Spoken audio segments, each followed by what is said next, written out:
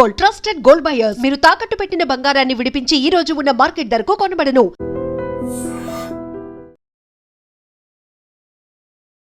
Hyderabad CP Sajjanar is on high alert అని చెప్పొచ్చు. ఎందుకంటే ఈ ఇన్సిడెంట్ కూడా మనకు అదే చెప్తోంది.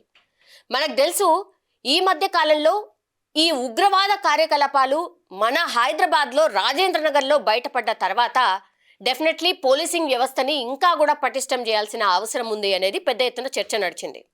అందులో భాగంగానే ఇప్పుడు హైదరాబాద్ సిపి సజ్జనార్ నిన్న అర్ధరాత్రి 12 గంటల నుంచి 3 గంటల ప్రాంతంలో, పూర్తిగా అర్ధరాత్రి సమయంలో ఎట్లాంటి సైరన్, ఎట్లాంటి ఆర్భాటం ఏమీ లేకుండా ఆల్ ఆఫ్ సడన్ వెరీ సైలెంట్గా టోలీ చౌకీ అట్లాగే లంగర్ హౌస్ ఈ 2 ఏరియాల్ని పూర్తి స్థాయిలో జల్లడబట్టిండ్రు అనుకోవచ్చు. ఎవరు ఫోకస్డ్గా అంటే జనరల్ విజిట్ అయితే డెఫినెట్లీ కాదు. గతంలో ఎవరైతే రౌడీ షీటర్లుగా ఉండేనో వాళ్ళు మళ్ళా రౌడీ షీటర్లు లాగా మేము ఇంకా రౌడీ షీటర్ లాగా ఉండదలుచుకోలేదు, మా కాళ్ళ మీద మేము నిల్చోవాలనుకుంటున్నాం, మా ఉపాధి మాకు కల్పించండి అని కొంతమంది, అంటే గతంలో నేరాలు చేసినప్పటికీ కూడా ఆ తర్వాత మారి అగైన్ వాళ్ళ పనులు చేసుకుంటున్న వాళ్ళని కలిసిండ్రు. ఎట్లా? వాళ్ళకు కూడా ఎట్లాంటి ఇన్ఫర్మేషన్ లేదు. డైరెక్ట్ వాళ్ళ ఇళ్లల్లోకే వెళ్ళి నిద్ర లేపి మరీ వాళ్ళు ఏం చేస్తున్నారు, వాళ్ళు ఎక్కడెక్కడ తిరుగుతున్నారు, వాళ్ళ ఫ్యామిలీ మెంబర్స్ ఏంటి, వాళ్ళ వ్యవహారం ఏంటి, ఇదంతా కూడా వాళ్ళనే అర్ధరాత్రి నిద్రలేపి అడిగి మరీ తెలుసుకున్న సందర్భం.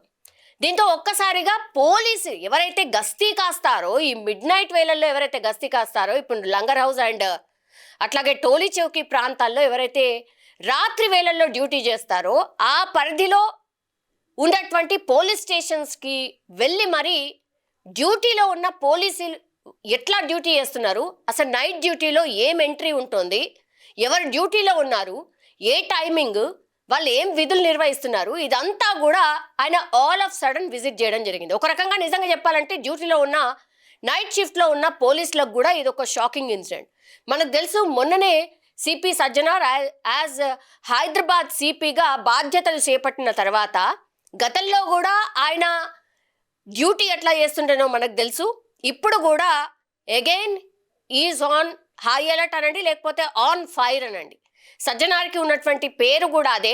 సో ఇప్పుడు ఒక రకంగా పోలీస్ వ్యవస్థకే కాదు, ఎవరైతే గతంలో ఈ రౌడీ షీటర్లో, దొంగతనాలు, ఇంకేదో నేర ప్రవృత్తిలో ఉండి మేము మంచిగా మారిపోయినాం, మంచితనంతో ఉంటున్నామని ఎవరైతే చెప్తున్నారో వాళ్ళు ఇంకా అట్లనే ఉన్నారా, మళ్ళా లేకుంటే వాళ్ళ మీద ఇంకేమైనా కేసులు నమోదయ్యాయా, వాళ్ళకు ఒక స్వీట్ వార్నింగ్ అయితే ఇచ్చినట్టుగా చెప్తున్నారు.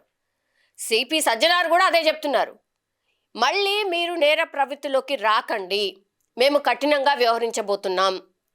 ఇంకా కూడా ఈ నైట్ గస్తీలో ఎవరైతే పోలీసులు ఉన్నారో వాళ్ళు చేస్తున్నటువంటి డ్యూటీతోని సాటిస్ఫైడ్గా ఉన్నట్టుగా సిపి సజ్జనార్ అయితే కనిపించట్లేదు. సో మేము బలోపేతం చేయబోతున్నాం, ఇంకా ఫోకస్డ్గా ఉండబోతున్నాం, ఫ్రెండ్లీ పోలీసింగ్ ఉండాలి, అట్లాగే అసలు పోలీసులు ఎవరైనా కేసు కోసం పోలీస్ స్టేషన్కి వస్తే ఎట్లా వ్యవహరిస్తున్నారు, ఇవన్నీ కూడా మేము చాలా కీన్గా అబ్జర్వ్ చేయబోతున్నాం. అట్లాగే నేరాలు కూడా తగ్గించే ప్రక్రియను కూడా మేము చాలా స్ట్రిక్ట్గా చేపట్టబోతున్నాం అనేటువంటి మాట చెప్పకనే చెప్పిండ్రు. సో ఇప్పుడు ఈ 2 ప్రాంతాలనే, అంటే ఓల్డ్ సిటీ ప్రాంతాలనే చూస్ చేసుకోవడానికి రీజన్ ఏంటి అనేది మనకు తెలియదు, కానీ ఇవి సెన్సిటివ్ ప్రాంతాలు మనందరికీ తెలిసిందే. అండ్ దట్టు నేను స్టార్టింగ్లో చెప్పినట్టుగా మొన్ననే ఈ ఉగ్రవాద కార్యకలాపాలు ఎప్పుడైతే ఈ రాజేంద్రనగర్లో బయటపడ్డాయో ఎవరో గుజరాత్కి సంబంధించిన పోలీసులు వచ్చి అక్కడి నుంచి ఈ మొయినుద్దీన్ని లిఫ్ట్ చేసిన దాకా తెలియలేదు. సో ఇలా ఉండకూడదు అనేది కూడా ఒక రకంగా ఇంటర్నల్గా ప్రభుత్వం ఈ పోలీసులకు ఒత్తిడి తెచ్చిందనో లేకపోతే ఒక రకంగా వార్నింగ్ ఇచ్చిందనో అనుకోవచ్చు. ఎందుకంటే ఇక్కడ మరి మన హోంశాఖ ఏం చేస్తోంది అనేటువంటిది కూడా పెద్ద క్వశ్చన్స్ రేజ్ అయ్యాయి. ఎక్కడో ఉన్నటువంటి గుజరాత్ పోలీసులు కనిపెడితే కానీ ఈ మొయినుద్దీన్ అనేటైనా ఇంత పెద్ద ఎత్తున హైదరాబాద్లోనే ఇంత వేల మందిని చంపాలని చూశాడు, మరి మన నిఘా వ్యవస్థ ఏం చేస్తుంది అనేది పెద్ద క్వశ్చన్ మార్క్.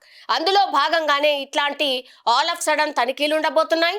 సిపి సజ్జనారే చేస్తారా, లేకపోతే గ్రౌండ్లో ఇంకెవరన్నా చేస్తున్నారా, ఆ రిపోర్ట్స్, ఆ నివేదికలన్నీ కూడా సిపి సజ్జనార్ చాలా సీరియస్గా తెప్పించుకుంటున్నారు, దానికి తగ్గట్టుగానే ప్రక్షాళన ఉండబోతోంది అనేటువంటి మాట కూడా వినిపిస్తోంది. అట్లాగే మనకు తెలుసు ఈ సైబర్ క్రైమ్కి సంబంధించిన దీంట్లో కూడా చాలా మంది పోలీసులను కూడా ట్రాన్స్ఫర్ అంటే బదిలీలు చేసిర్రు. సో ఇట్లాంటి ఇంకా ఎన్నో జరగబోతున్నాయి. సిపి సజ్జనార్ ఊరికే ఉండడు, ఖచ్చితంగా ఆయన చాలా స్ట్రిక్ట్గా ఉండబోతున్నారు అనేటువంటి మాట అయితే వినిపిస్తోంది. ఒక రకంగా ఈ రౌడీ షీటర్లు ఎవరైతే గతంలో రౌడీ షీటర్లుగా ఉండి ఇప్పుడు మంచిగా మారామని చెప్పిన వాళ్ళకైతే ఒక స్వీట్ వార్నింగ్ మళ్ళా కూడా ఇచ్చిండ్రు అని అంటే సమ్వేర్ ఆయనకి ఎక్కడో ఒక క్లూ ఉంది, మళ్ళీ అటువైపు ఏమైనా మళ్ళీ అవుతున్నారా అనేటువంటి క్లూ ఉంది కాబట్టి ఒక స్వీట్ వార్నింగ్ ఇచ్చినట్టుగా చెప్తున్నారు. ఒక రకంగా హెచ్చరిక కూడా అనుకోవచ్చు. సో ఓల్డ్ సిటీ నుంచి స్టార్ట్ చేశారు ప్రక్షాళన, మేబీ అది ఫర్దర్గా మొత్తం సిటీ మొత్తంగా కూడా ఉండే అవకాశం ఉంది అని పోలీస్ వ్యవస్థలోనే ఒక పెద్ద చర్చ అయితే నడుస్తోంది. కానీ నిజంగానే ఇట్లాంటివి పెద్ద ఎత్తున తనిఖీలు జరగాల్సిన అవసరం ఉంది. ఇట్లాంటి అంటే ఈ సిపి ఎవరైతే సజ్జనార్ ఉన్నారో అట్లాంటి ఆఫీసర్స్ కూడా చాలా మంది మనకు అవసరం ఉంది అనేటువంటి మాట వినిపిస్తోంది. బికాజ్ ఈ మధ్య కాలంలో క్రైమ్ రేట్ చాలా పెద్ద ఎత్తున పెరిగిపోయింది కాబట్టి ఇది తగ్గించాలంటే మాత్రం ఇట్లాంటి ఆఫీసర్స్ మనకు అవసరము అనేటువంటి మాట జనరల్ పబ్లిక్ కూడా వినిపిస్తోంది. నిజంగా ప్రస్తుతం ఉన్నటువంటి సమాజం దేనికి ప్రయారిటీ ఇస్తుంది?